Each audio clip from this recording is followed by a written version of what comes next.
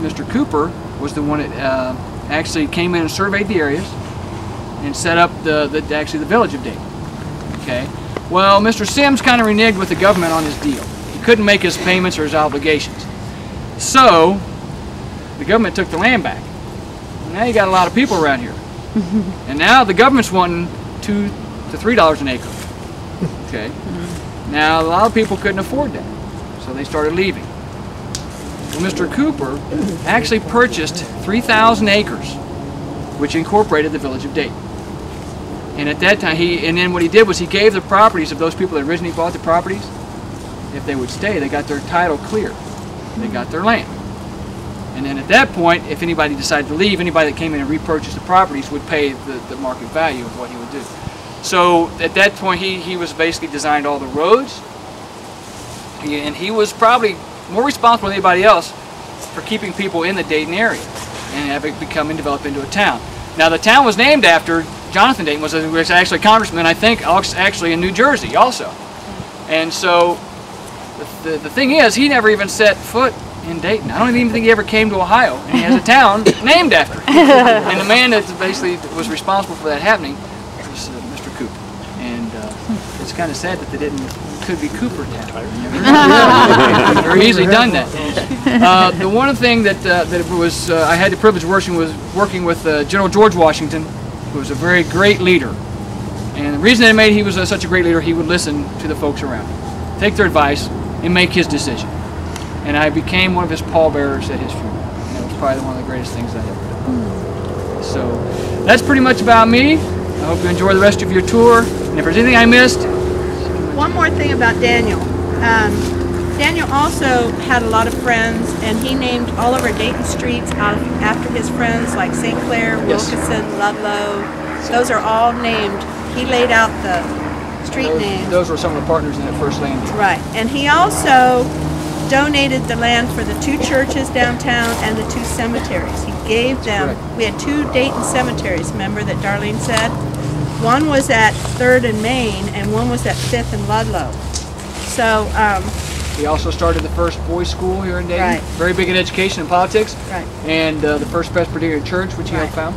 And also, he died. There you go. Moving. That's what I wanted you to say. The first bell, the bell to the church. When he built the church, the bell came to the town.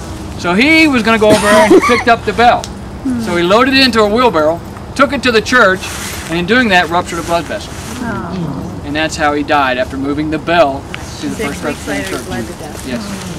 So, who was that? That was Mr. Cooper. Okay. Now, why are you buried here rather than in Cincinnati? Well, in Cincinnati, the story goes I was lost a couple times. I had my plot in one place and nobody could find it. The weeds grew over it, so they found it. And then they moved me, and then somebody lost me again.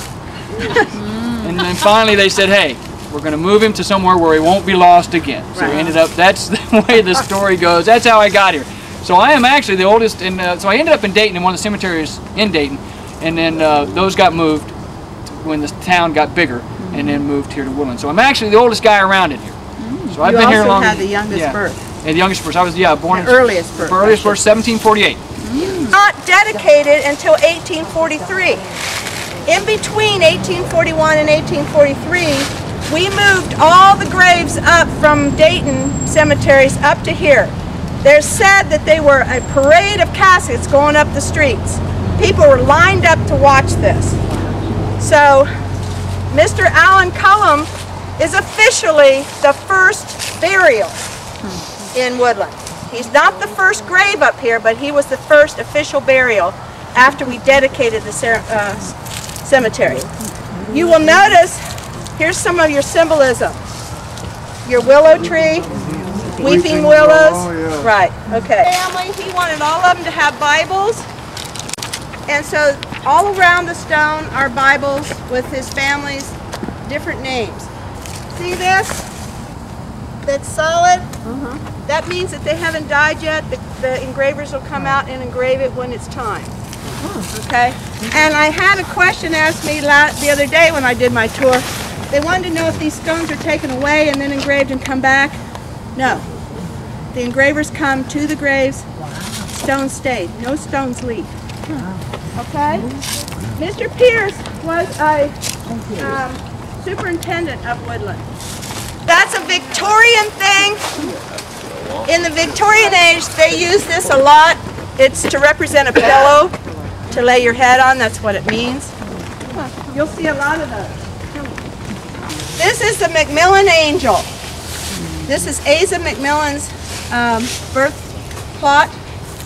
We don't really know anything about Asa, other than the fact that he had the stone carved here. This was all the cross, and this part was all made here.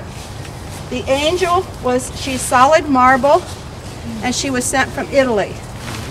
And as you can see, she's a little bit taller.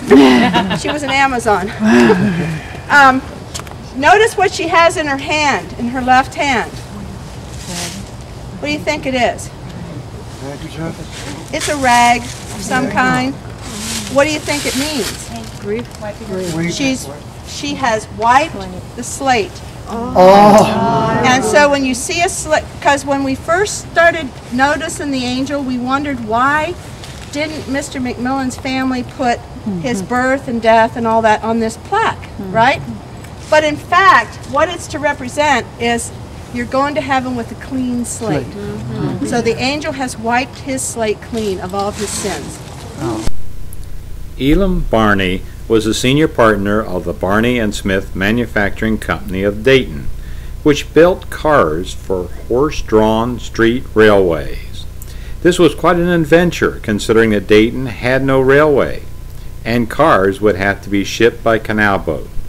The first Barney-built railroad sleeping cars came out of their factory in 1855. Barney supplied them ready to run, including all blankets, quilts, and pillowcases. They were noted for the quality, because Elam Barney would tolerate nothing but the best craftsmanship. But while the plant capacity was extensive, car building was not. That year Barney produced, among other things, 400 reapers for Cyrus McCormick, and in future years produced Circus railroad cars. This is Preserved Smith. Preserved, there's 10 generations of Preserved Smiths, okay? Preserved, his family came over in 1600s on a wooden ship in a big storm. The mother was pregnant. They thought that they were going to die, so they got down and prayed, and they were preserved, okay? So when they got here, the mother, when she had her baby boy, named him Preserved.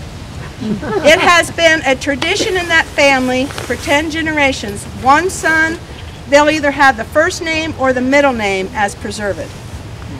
This Preserved Smith is the one that we talked about earlier about the railroad and the railroad cars.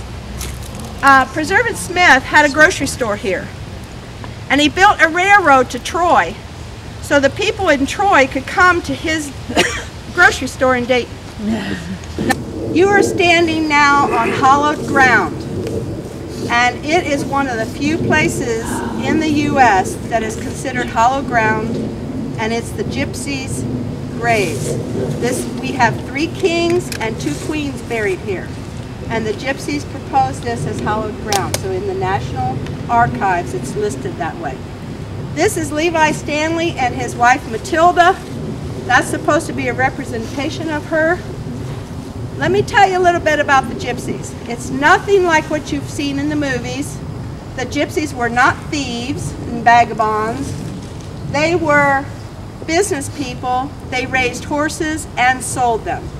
They were horse traders. They came here from London, England. There was 3 Gypsy families that came over. You've got your Harrisons, your Jeffersons, and your Stanleys. Now, we've got Stanley Avenue and the Stanley Historical Area. We've got the Harrison Township. We've got Jefferson Township. Those were all from those Gypsies, okay? The Gypsies, when they came here, they did travel a lot. They did up and travel, but their home base was Dayton.